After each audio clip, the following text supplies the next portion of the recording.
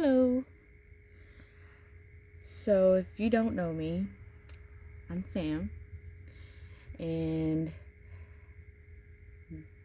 I guess I'm gonna do a journey of a new onset disease that I have been struggling with for the past couple of months that is new to me. I've never had any kind of health issues or anything. I've been, almost, I'm 37, and thus far I've made it until about March. Been pretty healthy, to say the least, But this is gonna be my journey of ulcerative colitis. I don't know if you know what that is, but it is an autoimmune disease, and it's under its own little umbrella. And no, it is not irritable bowel syndrome. That is not part of it. It is actually under irritable bowel disease. It's under that umbrella. A lot of people don't know what it is. I didn't know what it was. I never heard of it before. I knew what Crohn's was. It's kind of there. They're about, they're under their own little umbrellas. But it is the chronic inflammatory bowel disease that can cause inflammation and development of ulcers, which are sores in the large intestine. Not fun. It's pretty intense, actually.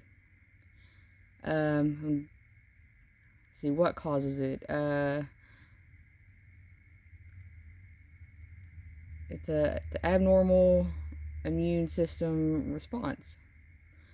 Normally, the immune system supports you. It protects you. Protects you from infections like such. But with UC, is what they call it, the immune system overreacts, and it causes damage to healthy tissues in the colon. Other causes can be genetic, can be micro the microbes in your digestive tract, like the bacteria and the fungi and the viruses, all that sort of stuff. Things that live there. Or it could be just something simple, like mine, environmental factors like stress and your diet and pollutions in the air, which is that's everywhere. Surprised a lot more people don't have this or suffering. I don't want anyone to suffer from any of this, because this is awful.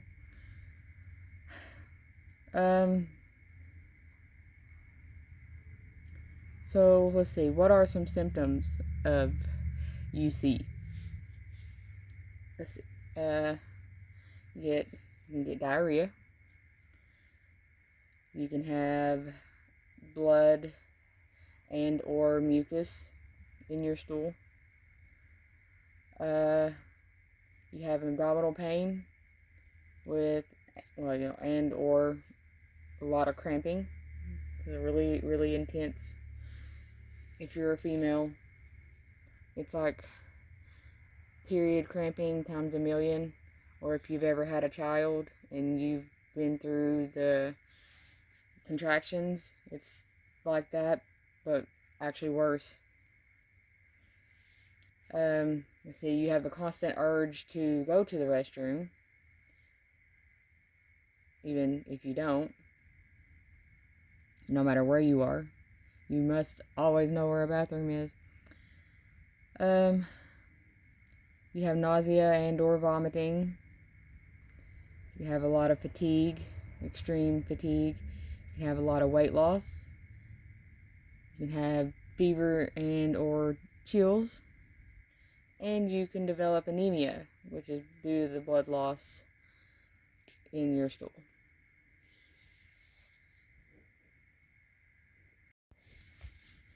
So let's get into some triggers that happened to me. Let's just start from the beginning of my story on UC. So it was rather interesting.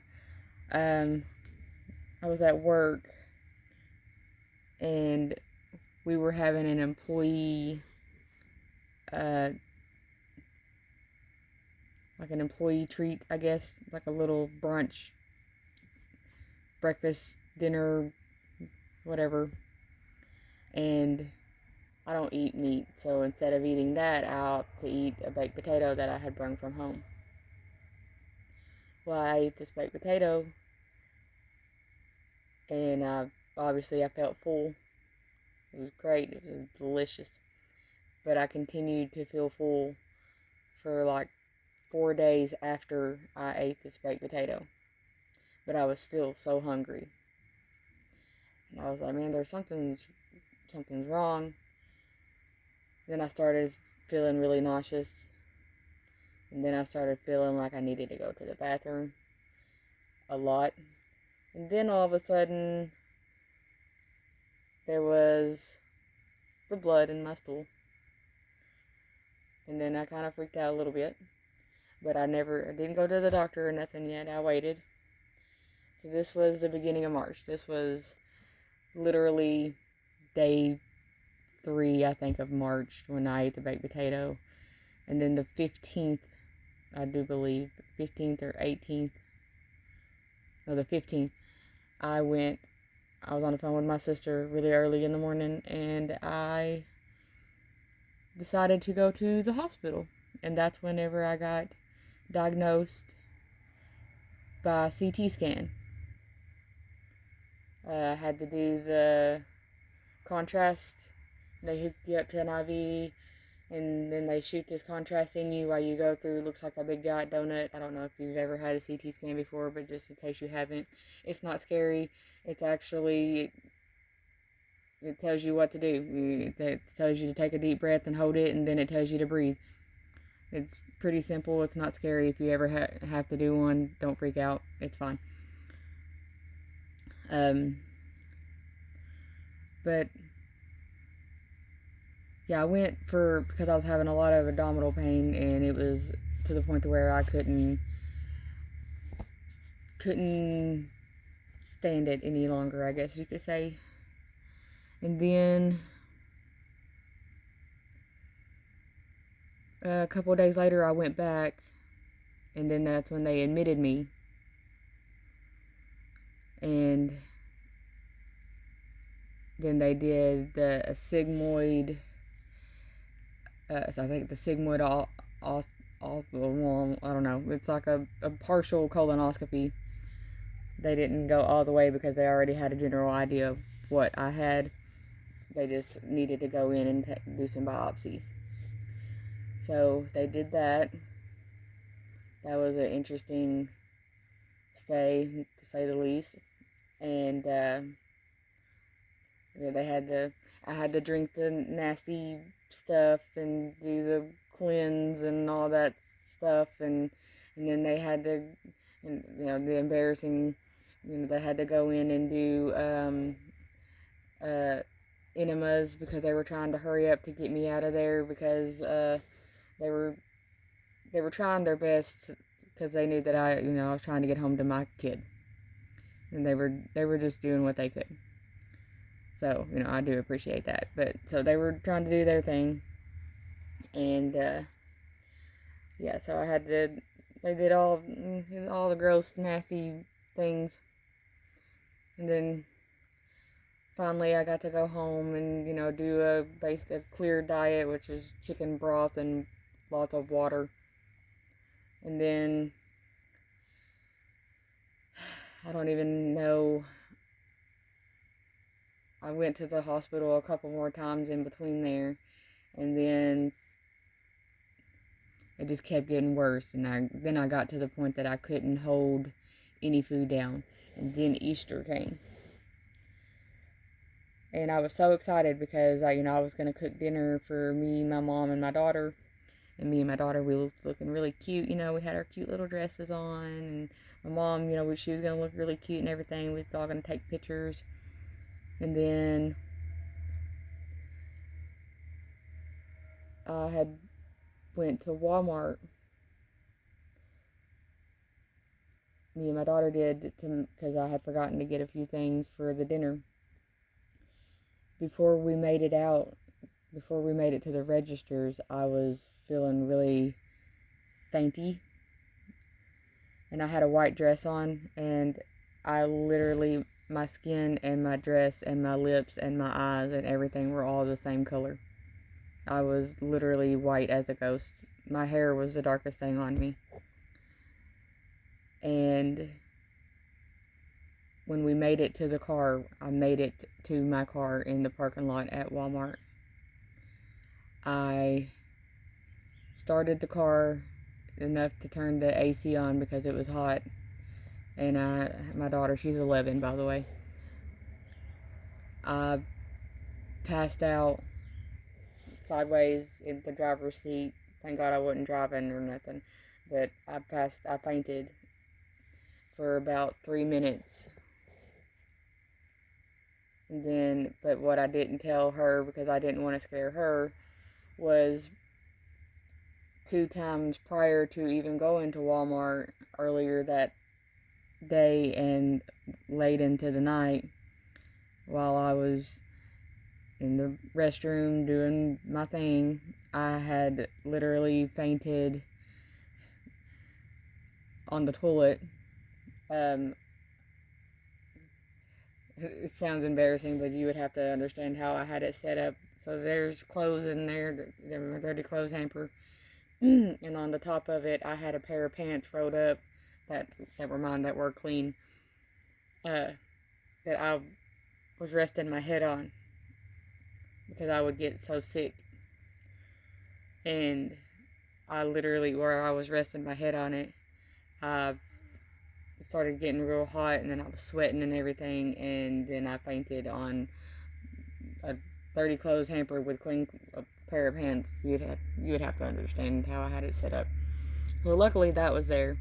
But then another time I fainted, I was trying to cook, and so I live in a 1-bedroom studio apartment, which is why there's a bunk bed over my head. My daughter, that's a twin bed up here, and I'm on a queen down here. This is just a current temporary situation, but yeah, she had no idea, and I didn't want to alarm her, but scare her or anything, because she's only 11, and I didn't want her to have to freak out or anything. She didn't need to know any of that stuff. In my eyes, she probably does, but I mean, she's aware of it now. So on the 4th, I do believe, of April, current month, this is still April, so the beginning of this month, I had went to the hospital again because of that. It was the day after Easter I went, because Easter was a Good Friday, and then I went Saturday. I had went early, like at 2 o'clock, and in my little town, and they kept me until 9:30 that evening so they could transport me to Nashville. And in the 4 or 5 days, let's see, Saturday, Sunday, Monday, Tuesday, Wednesday, Thursday, I think I was there 5 days. I had to actually have a blood transfusion because I had lost so much blood. But I did learn that is the craziest thing I think I've done in my life. It looked so fake. It didn't look like it was real blood, but it was definitely something to experience, because I literally went from feeling almost lifeless. I was there, I was by myself. Just me and the nurses, who were fantastic, by the way. If you ever go to Centennial in Nashville and you have to be on the 9th floor, there's some really awesome nurses there. They're all funny and they're all sweet and they're very, very helpful, and they helped me out tremendously. But anyway, back to what I was talking about. But having a blood transfusion, it was definitely something to experience, just for the fact that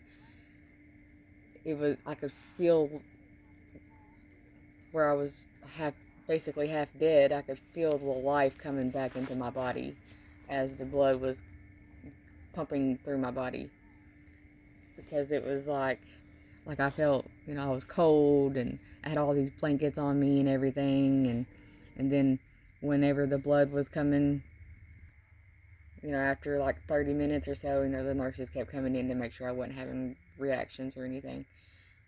But I could feel the color coming to my lips, and I could feel my cheeks getting pink, because when I get warm or anything, my cheeks get pink. I got chubby cheeks. But I could feel all of that, and it was the wildest experience that I think I've ever experienced, thus coming from a hospital. I don't go to the doctor that much, and never, like I said earlier, I rarely get sick, so. But that was definitely an experience. That's probably one that I won't ever forget, is how much that experience was just like, whoa, it was so wild. It was like, oh my gosh. It's like I know what it's like to feel alive, I guess. I guess you could say, I was joking about it, but I guess you could say that I'm officially a vampire. I work night shift and I'm white as a ghost already, and I don't know if you can see how pale I am, because I'm still, still doing the same symptoms. I'm still doing the whole diarrhea, blood in my stool, all that stuff. It's just some days is better than others. But yeah, I'm still a night shift person, and I thought it was funny that, I was like, wow, I'm officially a vampire. But I did learn some other stuff while I was there, little things that I can and can't eat, because it was where I was so sick and, I guess out of my mind from it. I couldn't get myself to look at my phone. There's a whole lot of people that I just now messaged back from March, when I first went to the hospital, when my mom posted on the 18th or whenever it was, that I'm just now messaging back, and it's the end of April. It's the 24th or something now. So, sorry it took me so long to message a lot of you guys back. Please don't take that personal. It was just me not being able to mentally, nor, I didn't have the strength to just look at my phone. But anyway, so I didn't, not only, looking at my phone and texting a lot of people, and, I was trying to do my best to keep people updated on Facebook as much as I could on one post, so everybody could keep everything right there together, so no one got anything crossed. That was a challenge in itself already, because then I was medicated on top of being, half dead, basically. That's what I felt like. I learned a lot about the food part, about things that can trigger things that are good to eat, chicken broth, beef broth, vegetable broth, all that stuff. That's great. It's great stuff to eat. I'm not a fan of vegetable broth. Found that out. Don't eat any kind of beef or any of that anyway, but chicken broth is amazing. Not so much from the hospital, but if you add a little salt and pepper, it goes a long way. A little bit of salt and pepper, not a lot. You don't want to cause yourself to go into like a sodium attack. Let's see. I was fiber restricted after, or at first I was on clear only, which is waters, and I could have Jello, and I could have chicken broth, all the broths, and I could have little stuffs like that. Basically, that's about all I could have. And then finally, I got raised up to a fiber restriction, which I could have green beans, I could have white rice, I could have chicken, and some of the chicken there was amazing. I don't know if it was because I was just really hungry, because like I said, I don't eat meat. I haven't eaten meat since I was like 11. I'm almost 40 in a couple years. So, I do eat chicken occasionally though.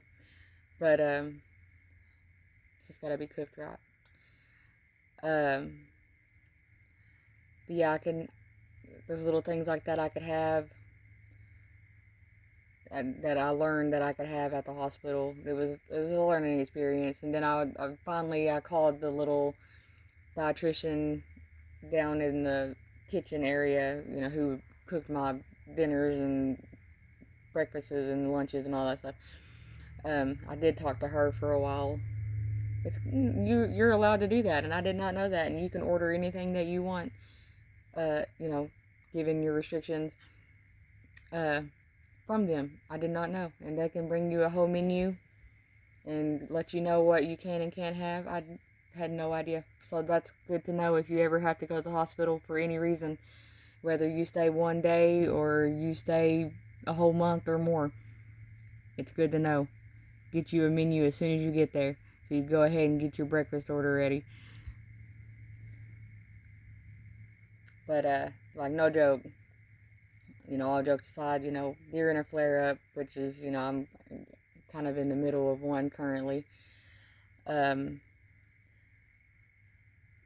You gotta stay away from the high fiber stuff and the high fats, anything with cheese, all the lactose. Can't have any of that. Sugary foods and drinks. Can't have any of that. Alcohol and caffeine. Can't have any of that. And what does help is, if you do your rice and your chicken broths and all your little things that you currently can have, that doesn't completely upset your stomach, that you can tolerate because you're miserable no matter what. Just make sure you do it in small, frequent little sections of meals. Don't do one big meal, because I still can't grasp that, and I eat at one time and I eat really fast. Slow down. But yeah. Alright, so what are some treatment options for having UC? Well, there is no cure. I will forever have this. This is a lifelong autoimmune disease that, I will carry on forever and ever and ever until the end of my time. But there are a lot of medications out there. Currently, I have been on some prednisones, which is for the more severe cases that I have to taper. So I start with 4 for 2 weeks pills, and then 3 for 2 weeks, 2 for 2 weeks, and 1 for 2 weeks. I actually need to take those at some point very soon, because I haven't took them in a few days, and I'll explain why here very soon. So, since Monday actually, and today is Friday. So Monday, I had went to the hospital again for abdominal pain, because it gets pretty severe. It's no joke. And like right now, all I want to do is just lay down because it hurts.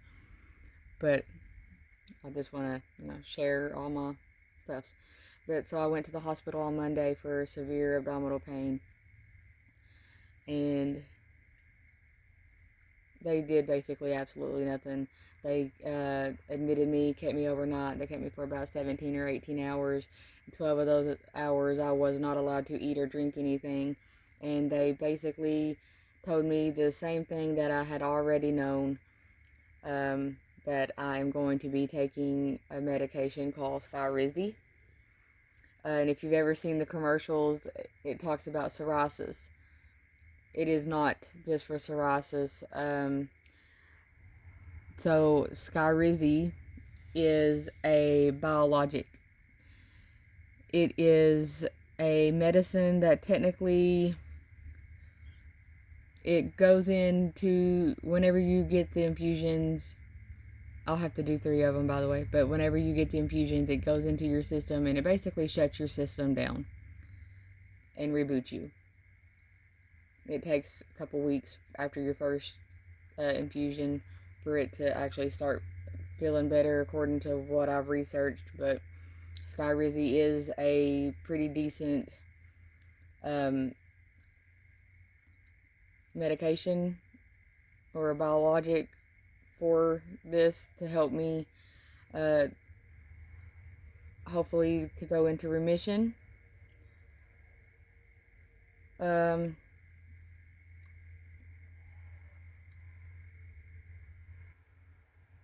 Yeah, so it goes in, it shuts you down, it reboots you, and it's got like a 62% rate of people going into remission within the first year. So I'm pretty stoked about that, because if I could, the sooner that hopefully that I can get into remission, the better. I just want to feel like a normal person.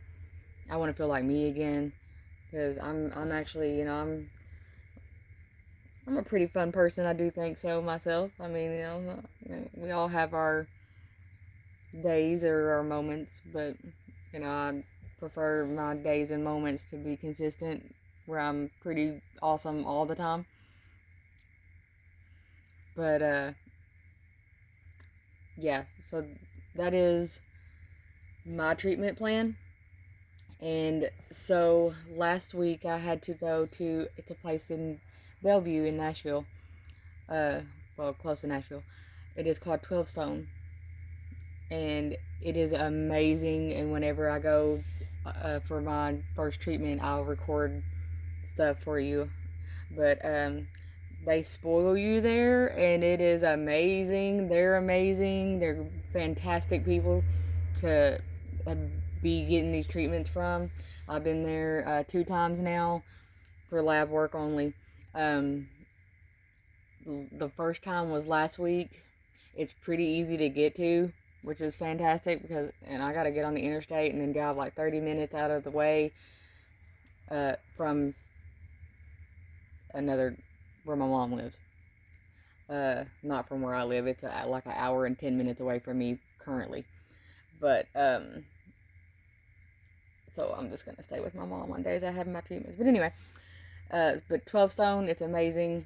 They give you, like, as soon as you walk in, they'll take you to your room. They gotta ask your birthday and all that good stuff. They'll take you to your room, and you got this chair, and you can recline, and you get a remote, and you can log into like your Netflixes and your YouTubes and whatever you got. You can log into it. But they give you, like, on the walls, they have like a menu wrote out. They got cold drinks like Coca-Colas and Sprites and waters and teas and all this stuff. And then they got hot drinks, which is your lattes and your coffees, and they got all that stuff all set up in there, and it's really cool. And it's got all the ladies' names on there. And then they have a little snack bar right there with all these little chips and everything. And it's really, really cool. And whenever you go, that they did tell me, I can bring infusions, take a couple, like at least an hour. So they tell you, bring a blanket and, snuggle up, and, you can do, whatever you can bring. You don't have to watch the TV at all. You can do whatever homework if you're in college or whatever you got going on. If you can work remote, you can do whatever you want to. But they're really cool. But So anyway, I went last week for lab work because I got to make sure that I don't have like tuberculosis or anything before I can get my Skyrizi. And so I got a call. This is when I was at the hospital. I got a call from them saying that my blood work came back. I think the word that they used was insufficient. Basically, it was a bad test. Not that my anything was bad. It was bad blood, I guess, or just a bad faulty test, and or not enough blood or something. I don't remember. But so I had to go back, not yesterday, but the day before, and go do labs again. And I got to see all the ladies again, and they're all so sweet. But this time it was so funny. So in the test that they did, it takes what it wants. Well, where I'm anemic, I don't have a lot of blood right now, so it was taking like half of what it needed, which is why my first test stuff came back all not correct at all, like it was useless. So this time she did it once and it wasn't working. So she went and got this big syringe and she pulled the blood out of it. She had like this big vial of my blood, and then she was putting it in the little tubes, and she had like so much of my blood left over, and I was like, well, that's all I got left. So keep it, because if they need more blood, that's about all I got. But they thought it was funny, but because they know that I'm anemic, obviously they know all the situation.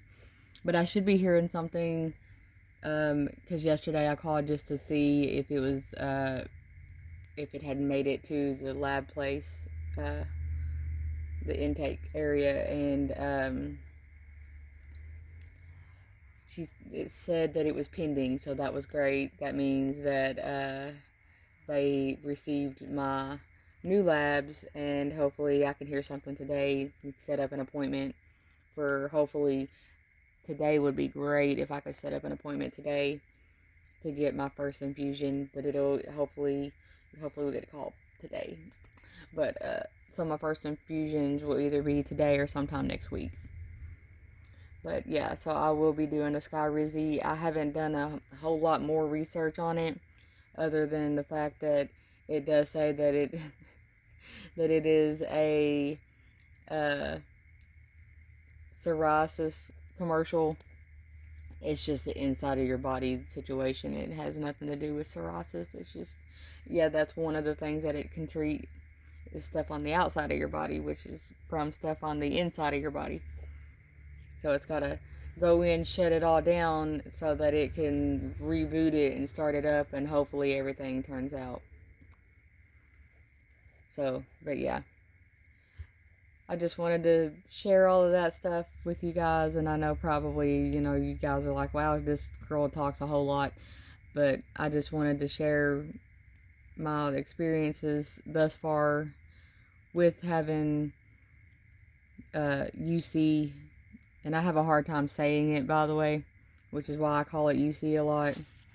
I know it's ulcerative colitis. Don't make fun of me. But I just call it UC because I have a really hard time saying that first word. I don't know why, but I do. But it's not fun. I wouldn't recommend it. If you can avoid it, try to do your best to do that. Probably work on your diet. If you haven't, it's never too late. But yeah, I think I'm gonna keep going and just keep sharing all my updates with UC and with my treatments, so with the Skyrizi and going to 12 Stone, and so you guys could see the awesome nurses that work there, and any hospital visits that I do from here on out. I'm gonna try to keep everyone posted on that. But yeah, until then, bye.